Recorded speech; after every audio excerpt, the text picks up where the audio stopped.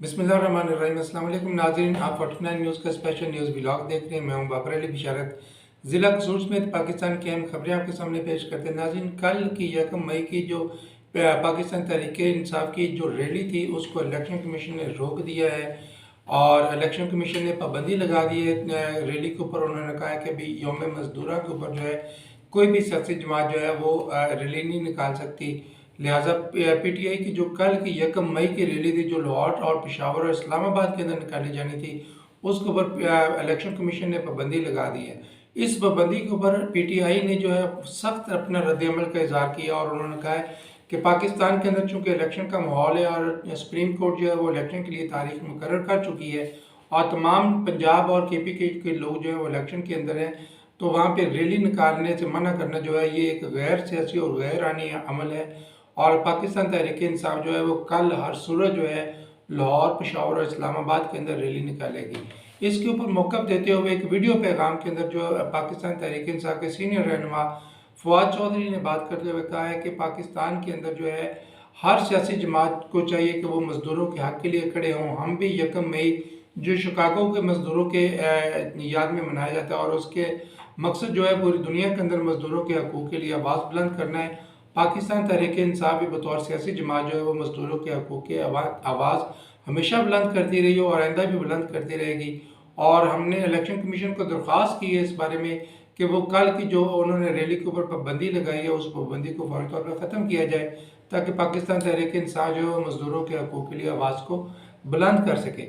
अब देखते हैं कि कल जो है वो पाकिस्तान तहरीक इंसाफ जो है वो क्या मौक़िफ़ इख्तियार करती है और इलेक्शन कमीशन जो है वो इसको किस तरह से इसको ट्रीट करता है, किस तरह से देखता है, ये आने वाला वक्त ही बताएगा।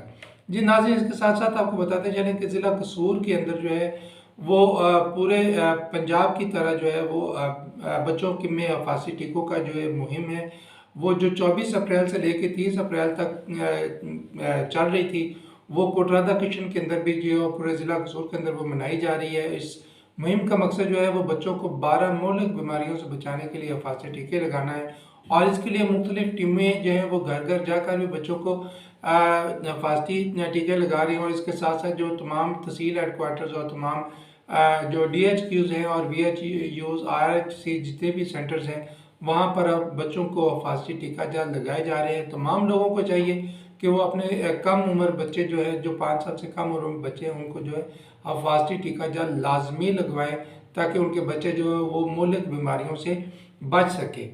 और ये पूरी मूवमेंट जो है ये सिर्फ पंजाब के अंदर नहीं बल्कि पूरी दुनिया के अंदर जो है वो 24 अप्रैल से लेकर 30 अप्रैल तक जो है वो एक मूवमेंट चलाई जाती है कि बच्चों के अंदर जो है उनकी ज़िंदगी को महफूज बनाने के लिए मौलिक बीमारियों से बचाने के लिए उनको फांसी टीका जल्द लगाए जाते हैं। जी नाज़रीन, इसके साथ साथ आपको बताते चलें कि ज़िला कसूर के अंदर जो है ज़ख़ीरा अंदोज़ों के ख़िलाफ़ जो मुहिम को तेज़ कर दिया गया। इस सिलसिले के अंदर जो है असिस्टेंट कमिश्नर चूनिया ने कंगनपुर के अंदर एक बड़ी कार्रवाई करते हुए एक गोदाम से 1000 तोड़े गंदम और 200 तोड़े चीनी बरामद कर लिया और उनको उस गोदाम को सील कर दिया गया है। और इसके साथ साथ जो है वो हुकूमत पंजाब ने भी जो है वो फूड ग्रीन लाइसेंस पूरे पंजाब के अंदर जो है वो मुअत्तल कर दिए हैं और उनका कहना है कि भी कोई भी शख्स जो है वो गंदम का कारोबार नहीं कर सकता। जो भी गंदम जो है वो फसलों से हासिल हो रही है उस सारी गंदम को जो है वो गवर्नमेंट के जो गंदम खरीदारी मराकज़ है उनके अंदर वहाँ तक पहुँचाना ज़रूरी है। अगर कोई शख्स जो है वो प्राइवेट तौर पे गंदम को स्टोर करेगा और वो ज़ख़ीरा अंदोज़ी तस्वर होगी और उसका ये कारोबार भी गैर कानूनी होगा, उसके ऊपर कानून के मुताबिक उसके ख़िलाफ़ कार्रवाई होगी। और इसके साथ साथ जो गंदम पकड़ी जाएगी उस गंदम को भाग के सरकार ज़ब्त करके 3900 रेट की बजाय उसको 3000 के हिसाब से अदायगी की जाएगी। और ये उस ज़ख़ीरा अंदोज़ों की हौसला शिकनी के लिए हुकूमत पंजाब का बड़ा ऐसे जो कदम है। जी नाज़रीन, ये था हमारा आज का न्यूज़ व्लॉग। उम्मीद है आपको पसंद आया होगा। अपनी राय का इज़हार कमेंट्स में ज़रूर कीजिए। अगले व्लॉग तक इजाज़त दीजिए। अल्लाह।